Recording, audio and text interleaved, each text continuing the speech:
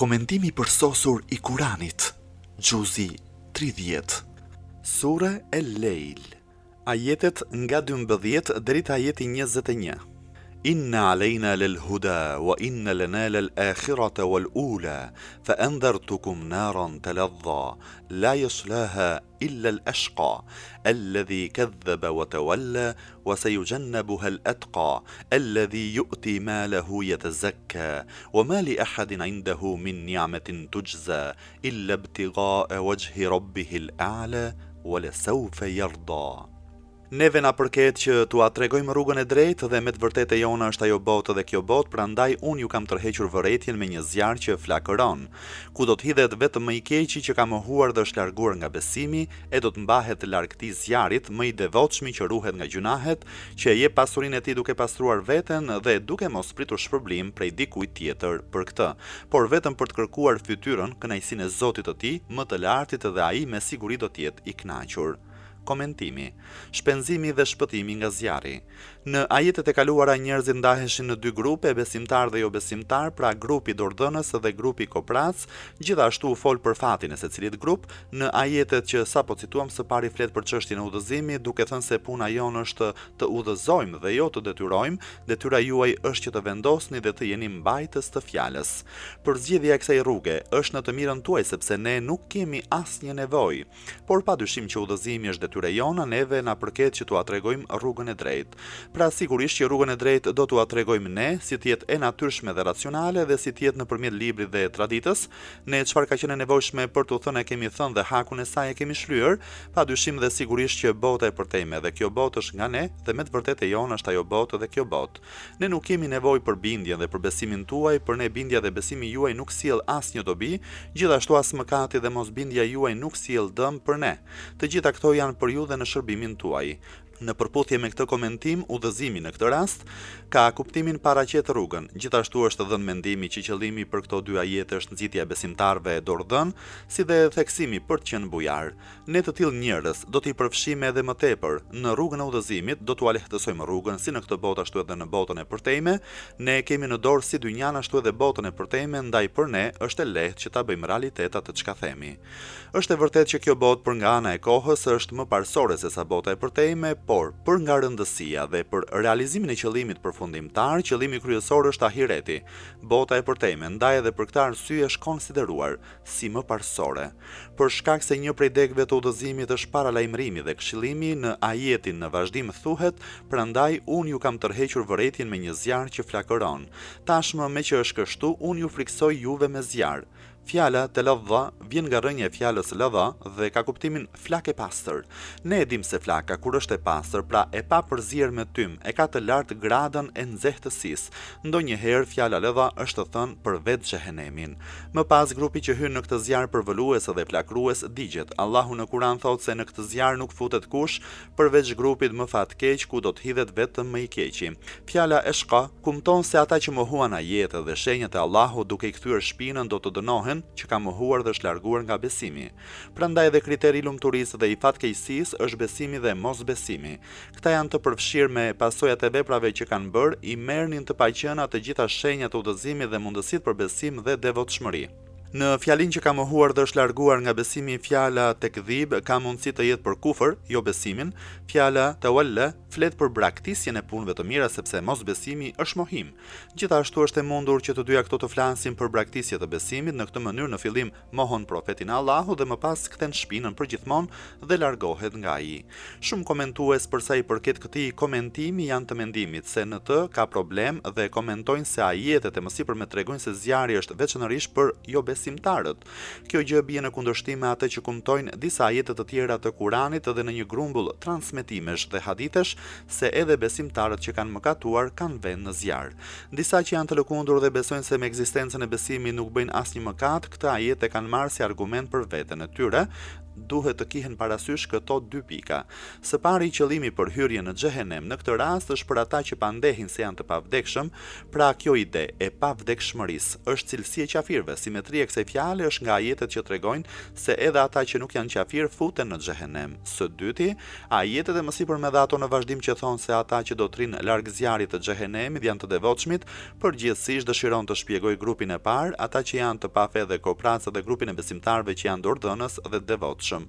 Nga këto dy grupe vetëm grupi i parë do të hyjë në xhehenem dhe grupi i dytë do të hyjë në xhennet. Kështu në këtë mënyrë nuk flitet fare për grupin e besimtarëve që mëkatojnë. Me fjalë të tjera, el hasru, kufizimi në këtë rast është i shtuar, a thua se xhenneti është krijuar për grupin e dytë e xhehenemi është krijuar vetëm për grupin e parë. Me këtë shpjegim qartësohet dhe merr përgjigje edhe një tjetër vështirësi që është e lidhur me antagonizmin e ajeteve që po diskutojmë dhe ajeteve që do të vinë në vazhdim.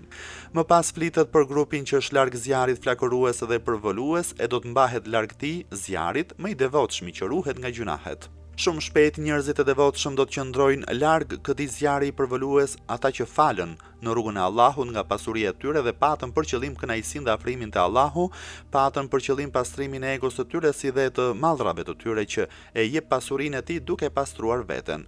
Fjala yetezekka tregon afrimitetin dhe qëllimin e sinqert, sido që të jetë kjo fjali, pra çfarë do lloj niyeti të ketë në këtë ajet, si arritjen shpirtërore, si arritjen e pasurisë së pastër, sepse et-tezkiye ka ardhur me kuptimin e tathir, pastrim. Në ajetin 103 të surës Et-Teube lexojmë: merr nga pasuria e tyre lëmosh me cilën ti pastrosh ata dhe tu arrisësh veprat e mira, lutu për ta sepse lutja jote është vërtet qetësim për ata, Allahu dëgjon dhe di gjithçka. Mëtej për ta theksuar çështjen e sinqeritetit të tyre për atë çka japin e falin në rrugën e Allahut thot, dhe duke mos pritur shpërblim prej dikujt tjetër për këtë, por vetëm për të kërkuar fytyrën, kënaqësinë e Zotit të tij, më të lartit. Me fjalë të tjera, shumë dhurime që bëhen në mesin e njerëzve janë përgjigje për faljen që ka bërë personi përballë. Në të vërtetë, njohja e të vërtetës dhe përgjigjja me të mirë është vepër e mirë, por llogaria atyre që u largohen punëve të këqija dhe atyre që falin në rrugën e Allahut është e ndarë. Ajetet e më poshtë me thonë se falja që bëjnë besimtarët punë mirë është ndryshe nga falja që bëjnë të tjerët. Dhurimi dhe falja në rrugën e Allahut, nëse është e sinqertë dhe jo për të dukur apo për të kthyer përgjigje atyre që të kanë respektuar më parë, ka një vlerë të jashtëzakonshme. Dhurimi duhet jetë vetëm dhe vetëm për të kënaqur krijuesin, pra Zotin ton. Fjala wajhu në këtë rast ka kuptimin e dhëtu, qenie, dhe ka për qëllim kënaqësinë e qenies së pastër të krijuesit. Fjala Rabbil Ala tregon virtytin e dhuruesit, ku tregon se kjo dhuratë dhe kjo mirësi është kryer me njohuri të plotë si ndaj krijuesit, ashtu edhe ndaj pozitës së lartë që ka krijuesi. Ky privilegj bën që çfarëdo lloj niyeti i padobishëm apo jo i drejtë mohohet, sikurse është të dhuruarit për të pasur emër apo për të tërhequr vëmendjen e njerëzve apo për të krijuar një pozitë në shoqëri e të tjera si këto. Kjo tregon se kuptimi i të dhuruarit për ata është i përqendruar vetëm e vetëm tek kënaqësia dhe pëlqimi i krijuesit e jo tek kënaqësitë e tjera, ato nuk janë të përfshira në sinqeritet. Në ajetin e fundit të kësaj sureje citohet shpërblimi i madh dhe i pakrahasueshëm i këtij grupi, ai përshkruhet në një fjali të shkurtër dhe ai me siguri do të jetë i kënaqur. Një person i tillë me këtë personalitet do të shpërblehet së shpejti, po ashtu sikurse ai punon për të kënaqur Allahun, po ashtu edhe Allahu e kënaq atë. Kënaqësia dhe pëlqimi është absolut dhe pa kushte. Kënaqësia dhe pëlqimi është i përhapur dhe pa kufi. Kënaqësia është plot kuptim, kur në të janë të përmbledhura të gjitha mirësitë. Kënaqësia është e tillë saqë edhe në ditët e sotme ajo është e paimagjinueshme. E çfarë mirësie kërkojmë ne më tepër se kaq. Po, krijuesi është i lartë, po ashtu edhe shpërblimi dhe dënimi i tij është i lartë. Ne nuk mund të imagjinojmë më mirë se kënaqësinë e tij absolute për krijesat. Disa komentues janë të mendimit se për emrit e fjala Yerda kthehet te Zoti, që do të thotë se shumë shpejt Allahu do të kënaqet nga ky grup.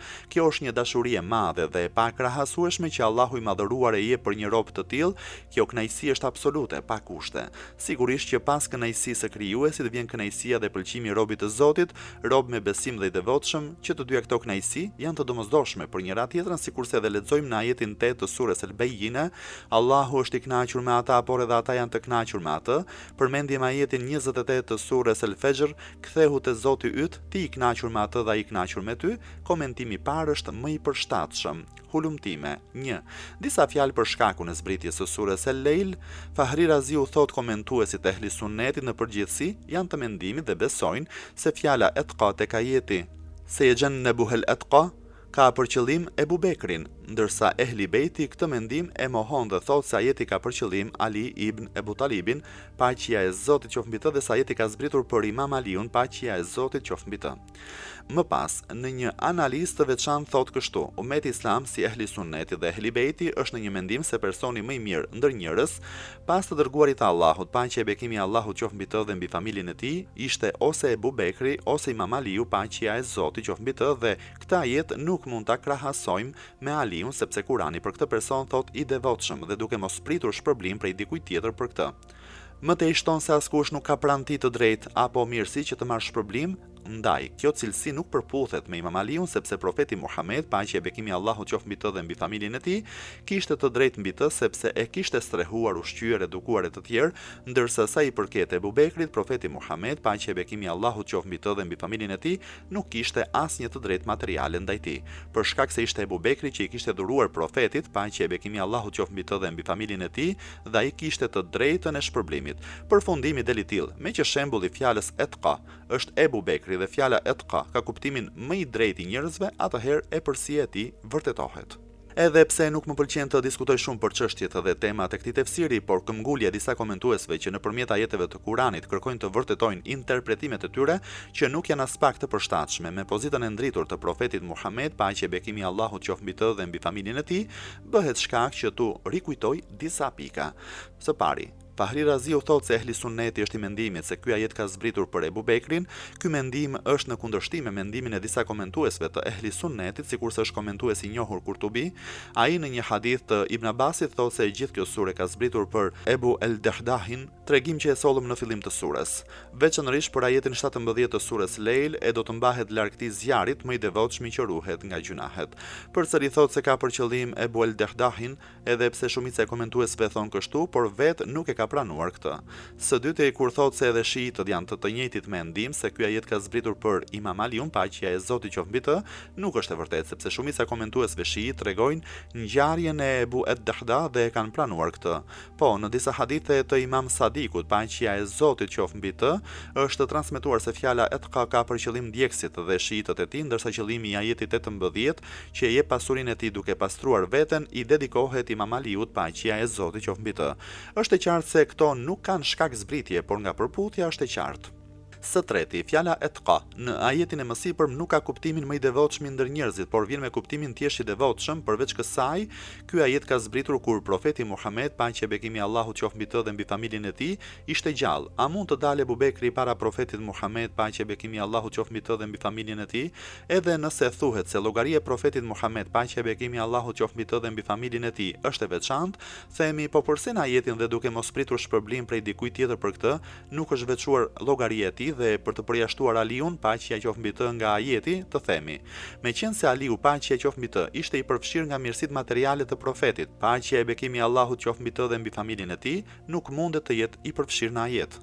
Së katërti, kush është ai person që nuk është i dashur për dikë e të mos i kenë bërë një dhuratë apo të mos e kenë vizituar atë? A ishte e vërtetë që Ebu Bekri gjatë gjithë jetës së tij nuk ka shkuar te askush dhe nuk i ka bërë dhuratë askujt? A ka ndodhur me të vërtetë kështu që Ebu Bekri gjatë gjithë jetës së tij të mos ketë vajtur të vizitojë njëri dhe që nuk ka pranuar asnjë dhuratë apo asnjë mirësi tjetër materiale? A është e besueshme kjo? Përfundimi është i tillë. Qëllimi i ajetit dhe duke mos pritur shpërblim prej dikujt tjetër për këtë, nuk ka për qëllim që asnjë nuk ka të drejtë mirësie mbi ta. Përkundrazi, dhënia e moshës nuk është për hir të së drejtës së mirësisë. Pra, nëse ata i falin dikujt, është vetëm për hir të Zotit dhe jo për qëllim që të marrin shpërblim për atë që bën. Së pesti, ajetet e kësaj sureje tregojnë se kjo sure ka zbritur për dy ndodhi, njëra është për etqa, më i devotshëm ndër njerëzit, dhe tjetra për eshqa, më i keqi. Kur të merret vesh shkaku i zbritjes, pra që është për Ebu ed-Dahdahin, atëherë çështja është e zgjedhur, por nëse do të themi se shkaku i zbritjes është për Ebu Bekrin, atëherë mbetet për të zgjedhur se kujt i adresohet fjala eshqa. Shiitët nuk këmbgulin se ky ajet është vetëm për Imam Aliun, paqja e Zotit qoftë mbi të, sepse ka shumë ajete që përshkruajnë dinjitetin e tij. Nëse do ta përputhim me Imam Aliun, çështja e eshqa është e zgjedhur, sepse janë transmetuar hadithe të shumta për ajetin 12 të surës Shams, të cilat i ka mbledhur Hakim Hasekani në veprën Shawahidut Tanzil. Me fjalë përmbledhse, analiza e Fahri Raziut për këtë ajet është shumë e dobët dhe me shumë gabime, ndaj dhe shumë komentues të njohur të Ehli Sunnetit, sikurse është Alusi në veprën Ruhul Maani, nuk e ka pranuar këtë arsyetim të tij. Mirësia e dhënies për hir të Zotit. Dhënia për hir të Zotit dhe ndihma materiale për njerëzit në nevojë duke pasur një jetë të pastër është prej çështjeve që në Kuranin e Shenjtë është folur vazhdimisht dhe citohet si ndër shenjat e besimit. Gjithashtu edhe transmetimet e shumta e theksojnë këtë fakt, ku tregojnë se në kulturën e fesë islame të japësh për hir të Zotit është një ndër veprat më të mira, por gjithmonë që të ketë një jetë të pastër dhe sinqeritet. Këtë diskutim do ta plotësojmë me disa hadithe. Në një hadith të Imam Bakirit paqja e Zotit qoftë mbi të lexojmë se puna më e dashur pranë Zotit është qetësimi i zemrës së besimtarit nevojtar duke ngopur atë ose duke i larë borxhet. Në një hadith të profetit Muhammed, paqja e bekimi i Allahut qoftë mbi të dhe mbi familjen e tij, thuhet se ndër shenjat e besimit është mirësia, furnizimi me ushqim, bërja kurban. Në një tjetër hadith të Imam Sadikut, paqja e Zotit qoftë mbi të, thuhet nuk shoh gjë më të përshtatshme kur shkoj të vizitojë një besimtar, sesa ushqyerja e tij. Kush ushqen një besimtar për hir të Zotit, ai nuk mbetet pa ushqyer nga ushqimi i xhennetit.